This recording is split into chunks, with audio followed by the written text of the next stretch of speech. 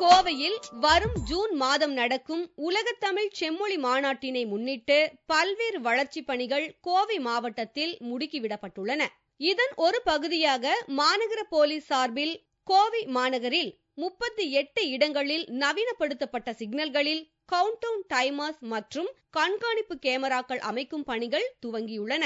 முதல் கட்டமாக அவினாசி சாலை JM சிக்னல், பார்க் கேட் மற்றும் காந்திபுரம் சிக்னல்களில் 100 அடி ரோடு சந்திப்பில் நவீன கண்காணிப்பு கேமராவுடன் கூடிய சிக்னலை போலீஸ் கமிஷனர் சைலேந்திரபாபு இயக்கி வைத்தார்.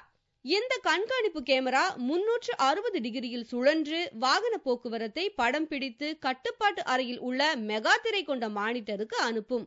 விதிமீறும் வாகனங்களின் பதிவெண்களை கண்டறிந்து போட்டோ ஆதாரத்துடன் சம்பந்தப்பட்ட நபரின் முகவரிக்கு நோட்டீஸ் அனுப்பி வைக்கப்படும்.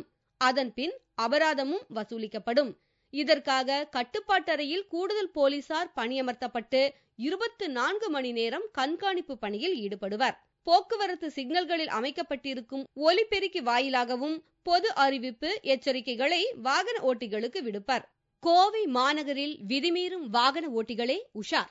விதிமீறினால் இனி வீட்டிற்கு வரும் அபராத நோட்டீஸ்.